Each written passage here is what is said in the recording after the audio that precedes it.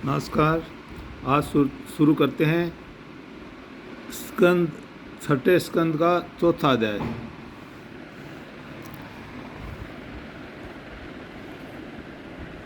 दक्ष के द्वारा भगवान की स्तुति और भगवान का प्रादुर्भाव। राजा परीक्षित ने पूछा, भगवान आपने संक्षेप से तीसरे स्कंद में इस बात का वर्णन किया कि स्वयंभू मनवंतर में देवता, असुर, मनुष्य, सर्प और पशु पक्षी आदि की सृष्टि कैसे हुई। अब मैं उसी का विस्तार जानना चाहता हूँ। प्रकृति आदि कारणों के भी परम कारण भगवान अपनी जिस शक्ति से जिस प्रकार उसके बाद की सृष्टि करते हैं उसे जानने की भी मेरी इच्छा है। तो सूत जी कहते हैं कि सोनकादि ऋषियों, परम योगी व्यास नंदन श्री सुखदेव जी ने राज श्री परीक्षित का ये सुंदर प्रश्न सुनकर उनका अभिनंदन किया और इस प्रकार कहा। तो श्री सुखदेव जी ने कहा, राजा प्राचीन बरही के 10 लड़के जिनका नाम परचेता था, जब समुद्र से बाहर निकले तब उन्होंने देखा कि हमारे पिता के निवृत्ति प्रयाण हो जाने से सारी पृथ्वी पेड़ों से घिर गई है। उन्हें वृक्षों पर बड़ा क्रोध आया। उनके तपोबल ने तो मानो क्रोध की आग में आहुति ही डाल दी। बस उन्होंने वृक्षों को जला डालने के लिए अपने मुख से वायु और अग्नि की सृष्टि की।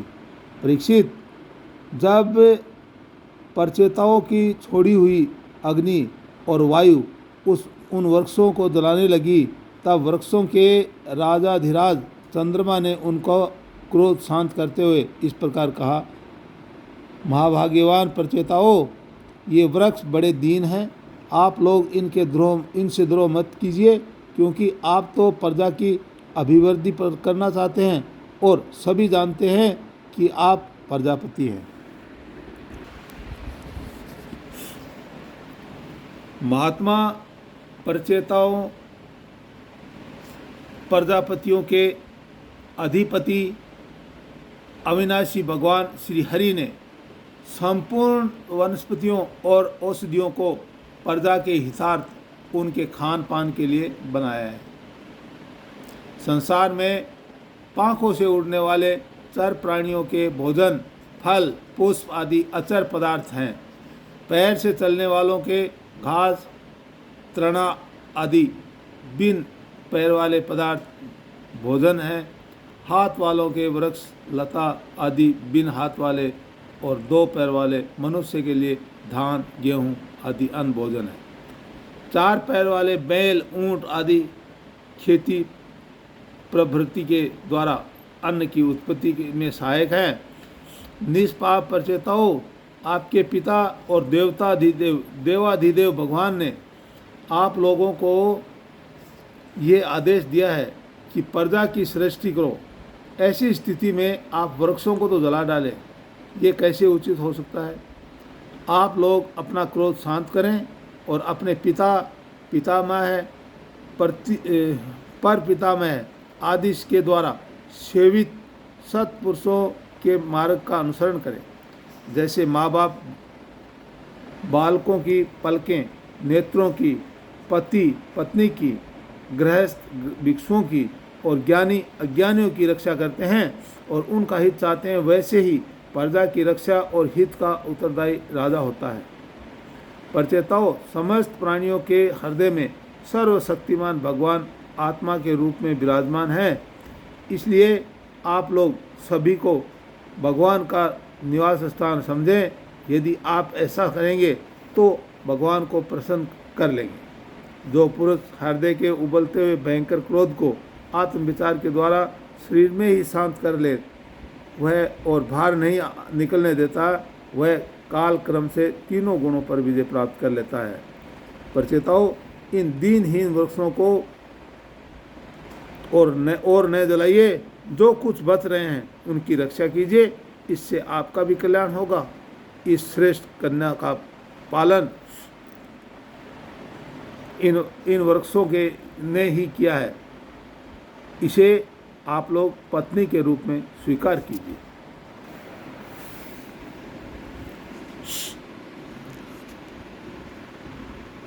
परीक्षित,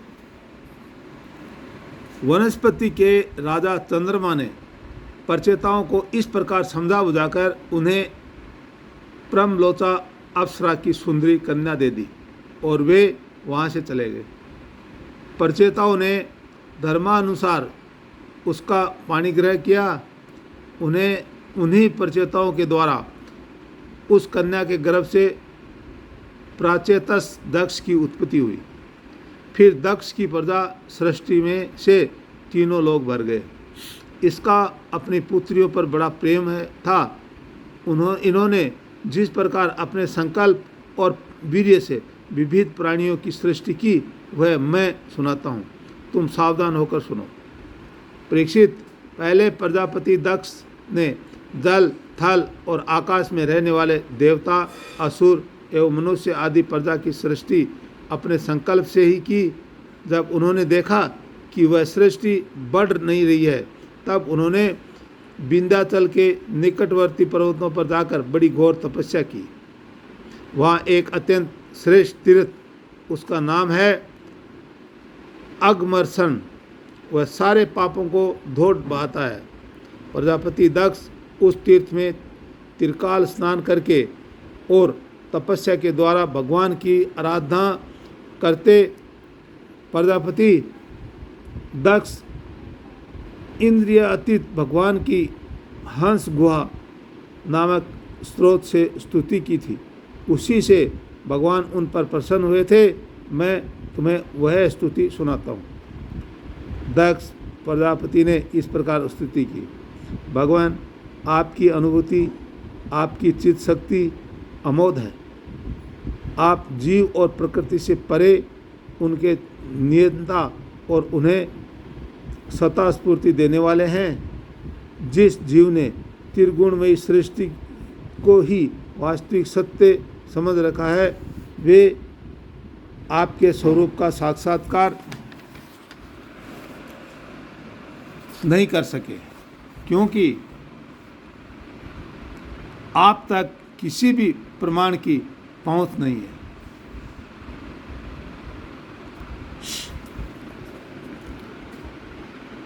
आपकी कोई अवधि, कोई सीमा नहीं है।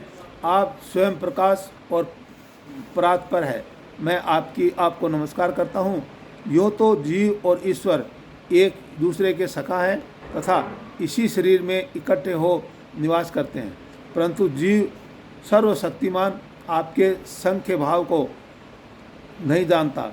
ठीक वैसे ही जैसे रूप, रस, गंध आदि विषय अपने प्रकाशित करने वाली नेत्र, घ्राण आदि इंद्रिय वर्तियों को नहीं जानता, क्योंकि आप जीव और जगत के दृष्टा हैं और दृश्य नहीं महेश्वर। मैं आपके श्री चरणों में नमस्कार करता हूँ। देह, प्राण, इंद्रिय, अंतःकरण की वृत्तियाँ, पंच महाभूत और उनकी तन मात्राएं, ये सब जड़ होने के कारण अपने को और अपने से अतिरिक्त को भी नहीं जानते, परंतु जीव इन सब को और इनके कारण सत्व, रज और तम इन तीनों गुणों को भी जानता है, परंतु वह भी दृश्य अथवा ज्ञेय रूप से आपको नहीं जान सकता, क्योंकि आप ही सबके ज्ञाता और अनंत है। इसलिए प्रभु, मैं तो केवल आपकी स्तुति करता हूँ।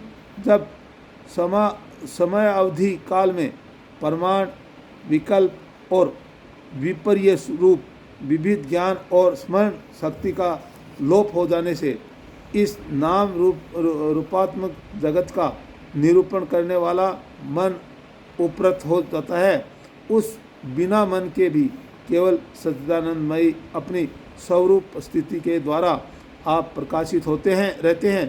प्रभु, आप शुद्ध हैं और शुद्ध हृदय मंदिर ही आपका निवास स्थान है। आपको मेरा नमस्कार है। और जैसे याज्ञिक लोग काष्ठ में छिपे हुए अग्नि को सामीधेनी नाम के 15 मंत्रों के द्वारा प्रकट करते हैं, वैसे ही ज्ञानी पुरुष अपनी 27 शक्तियों के भीतर गूढ़ भाव से छिपे हुए आपको अपनी शुद्धि बुद्धि के द्वारा हृदय में ही ढूंढ निकालते हैं।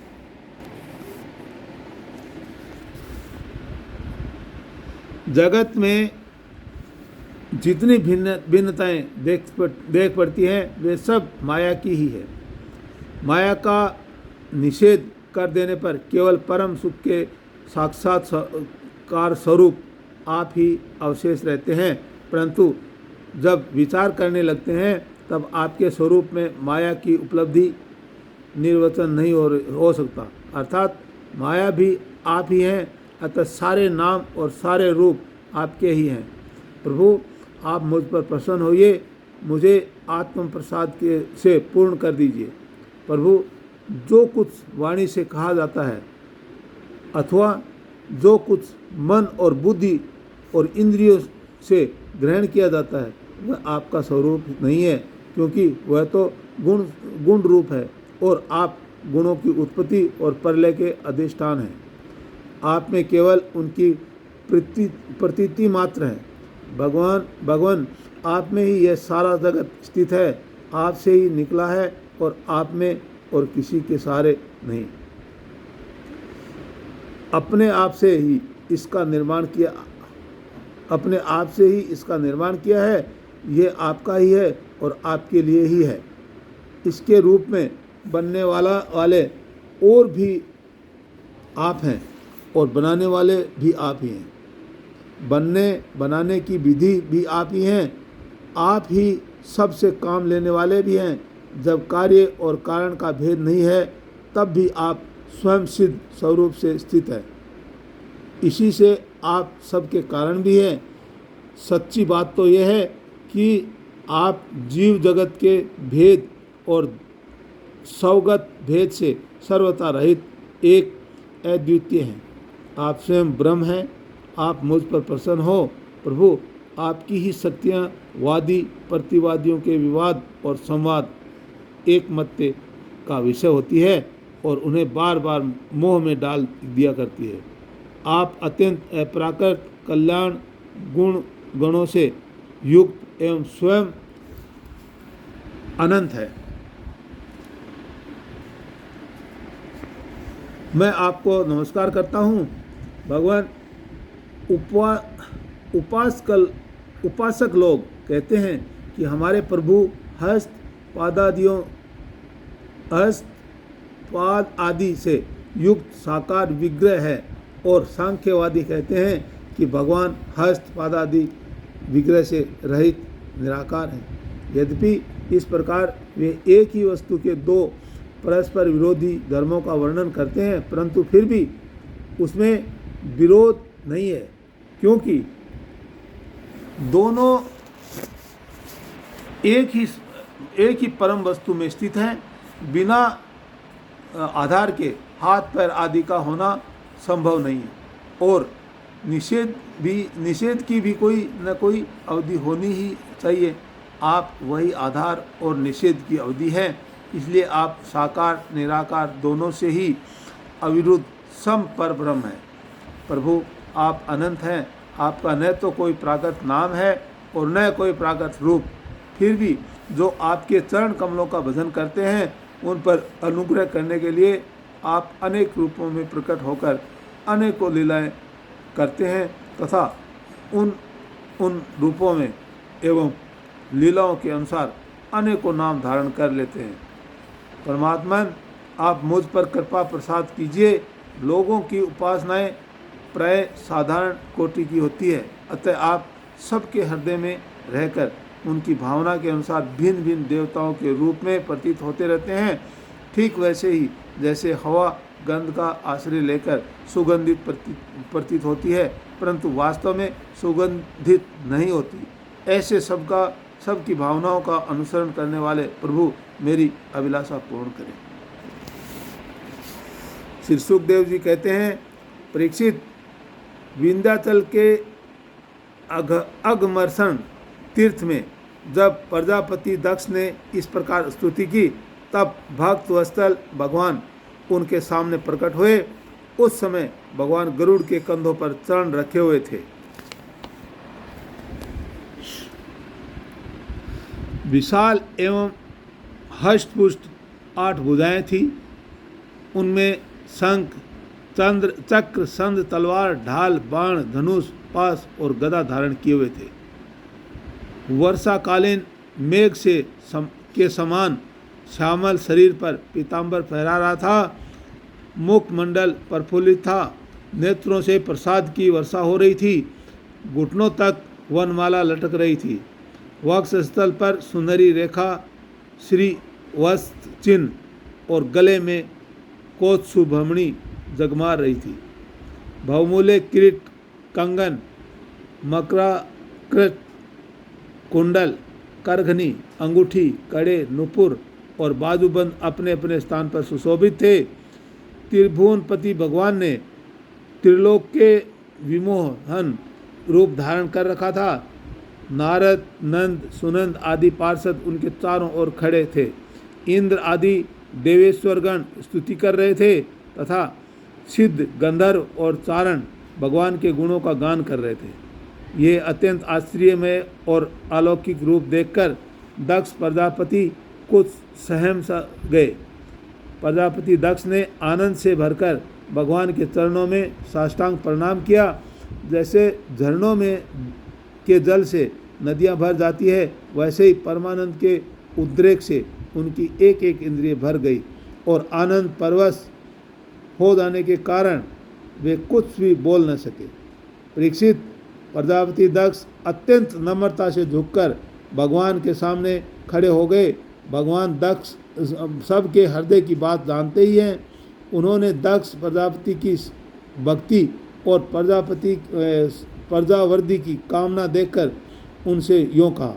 श्री भगवान ने कहा, परम भाग्यवान दक्ष, अब तुम्हारी तपस्या सिद्ध हो गई है, क्योंकि मुझ पर श्रद्धा करने से तुम्हारे हृदय में मेरे प्रति परम प्रेम भाव का उदय हो गया है। प्रजापते, तुमने इस विश्व की वृद्धि के लिए तपस्या की है, इसलिए मैं तुम पर प्रसन्न हूँ, क्योंकि ये मेरी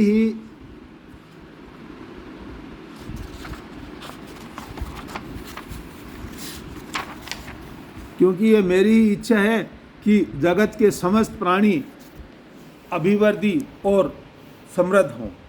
ब्रह्मा, शंकर, तुम्हारे जैसे प्रजापति, स्वयंभू आदि, मनु तथा इंद्र आदि देवेश्वर, ये सब मेरी विभूतियाँ हैं और सभी प्राणियों की अभिवृद्धि करने वाले हैं।